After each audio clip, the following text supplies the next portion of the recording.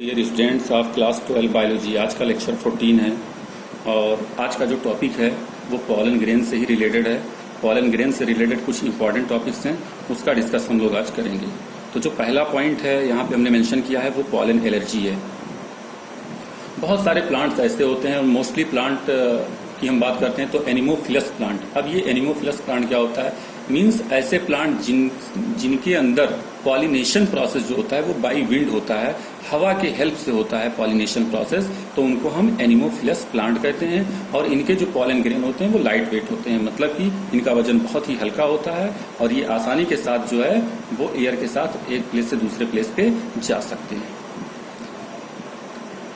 तो ये जो पॉलन ग्रेन होते हैं एनिमोफिलस प्लांट के, ये पॉलन ग्रेन जो है वो ह्यूमन बॉडी के अंदर जो है बहुत सारे डिसऑर्डर डेवलप करते हैं और खासकर रिस्पायरेटरी डिसऑर्डर डेवलप करते हैं।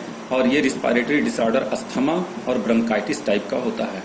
यहाँ पे हमने मेंशन किया है pollen grains of many species in bracket anemophilous plant cause severe allergies and bronchial afflictions in some people after leading to chronic respiratory disorder, okay, like asthma and bronchitis।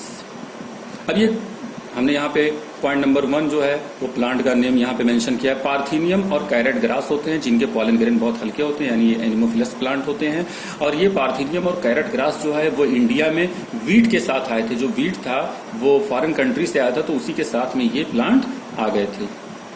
इसी तरह से अमरंथस प्लांट होता है और Chenopodium plant होता है। इनके भी पॉलन ग्रेन जो होते हैं वो एलर्जीज डेवलप करते हैं। तो अगर पॉलन ग्रेन एलर्जी डेवलप करता है तो ऐसे पॉलन ग्रेन को हम या ऐसे पॉइंट को हम क्या कहते हैं, पॉलन एलर्जी कहते हैं। नाउ नेक्स्ट पॉइंट है pollen product. Pollen product means जो पॉलन ग्रेन होता है उसके अंदर रिच न्यूट्रिएंट्स पाए जाते हैं और रिच न्यूट्रिएंट्स पाए जाने की वजह से इस पॉलन ग्रेन का यूज टेबलेट बनाने में या फिर सिरप बनाने में इसका यूज किया जाता है। और जो एथलीट्स होते हैं वो इनका यूज करते हैं और ये ज्यादातर वेस्टर्न कंट्री में जो है इसका एक फैशन बन चुका है। काफी सालों से जो है इसका एक फैशन बन चुका है वेस्टर्न कंट्रीज में।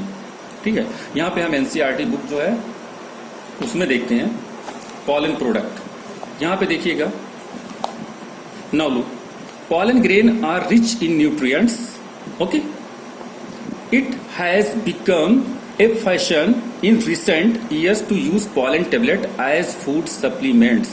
मीन्स जो pollen grain होता है उसके pollen tablet बनाए जाते हैं और उसको as a food supplements क्या किया जाता है, यूज किया जाता है इन वेस्टर्न कंट्रीज में। Okay, a large number of pollen product in the form of tablet and syrup are available in the market। Pollen consumption has been claimed to increase the performance of athletes and race horses। Okay dear students, ये जो है इधर जो है ये जो figure दिखाया गया है ये सिरप का फिगर दिखाया गया है। ओके, यहाँ पे सिरप है, पॉलन पाउडर है, ओके, और इस साइड में जो है वो पॉलन टेबलेट दिखाया गया है। ओके डियर स्टूडेंट्स, तो पॉलन ग्रेन के अंदर रिच न्यूट्रिएंट्स होते हैं जिनका use as a food supplement में किया जाता है। ओके, इसी को हम क्या कहते हैं, पॉलन प्रोडक्ट कहते हैं। नाउ नेक्स्ट पॉइंट है पॉलन वायबिलिटी। ये पॉलन वायबिलिटी क्या होता है, पॉलन वायबिलिटी का मतलब ये होता है, यहां आप समझिएगा कि ये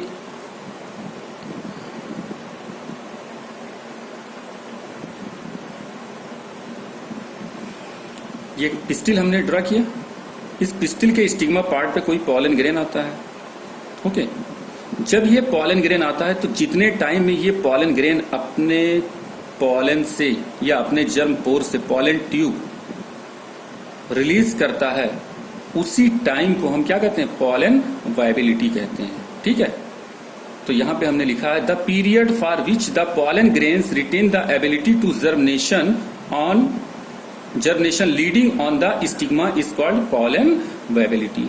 ओके डियर स्टूडेंट्स, तो पॉलन वायबिलिटी का मतलब ये होता है कि पिस्टिल पे जब कोई पॉलन ग्रेन आता है और वो कितने टाइम में जर्मिनेट करता है उसी को हम क्या कहते हैं, पॉलन वायबिलिटी कहते हैं। और यहाँ पे हमने मेंशन कर रखा है जो पॉलन वायबिलिटी है वो राइस और व्हीट का कितना मिनट है, 30 मिनट्स है, मीन्स हाफ आवर्स है। ओके डियर स्टूडेंट्स, इसी तरीके से कुछ महीनों तक पाया जाता है, कुछ महीने इसका पीरियड भी हो सकता है। लेगुमिनेसी फैमिली या रोजेसी फैमिली या फिर सोलेनेसी फैमिली में जो है कुछ महीने तक इसका जो है वो पॉलन वायबिलिटी पाया जाता है कि इतने टाइम में ये क्या कर सकते हैं, जर्मिनेट कर सकते हैं। Now next, pollen banks.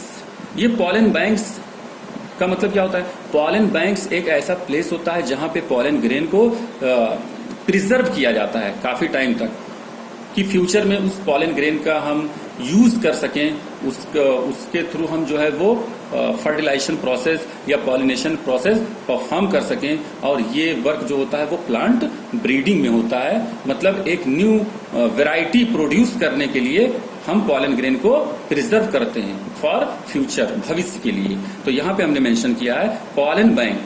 यहाँ पे आप देखिएगा, storage of pollen grains for years in liquid, मतलब पॉलन ग्रेन के स्टोरेज को, ठीक है, सालों तक पॉलन ग्रेन के स्टोरेज को लिक्विड में। अब कौन सा लिक्विड? नाइट्रोजन। और इसका जो टेम्परेचर है वो कितना है? -196 डिग्री सेल्सियस। मतलब इसका टेम्परेचर जो है वो बहुत ही कम है, माइनस में है dear students. For later use in plant breeding. Plant breeding में इसके बाद इसका यूज कहाँ किया जाता है? प्लांट ब्रीडिंग प्रोग्राम में किया जाता है। Is called as cryopreservation. It is very important point. Cryopreservation. Cryopreservation का मतलब क्या होता है? Preservation of pollen grain.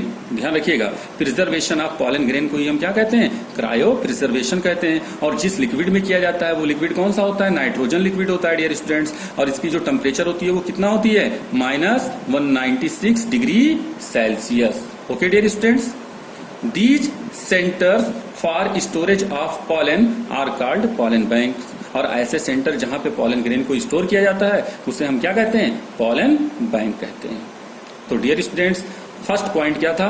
Pollen allergy था। दूसरा पॉइंट क्या था? पॉलन प्रोडक्ट था। और तीसरा पॉइंट क्या था?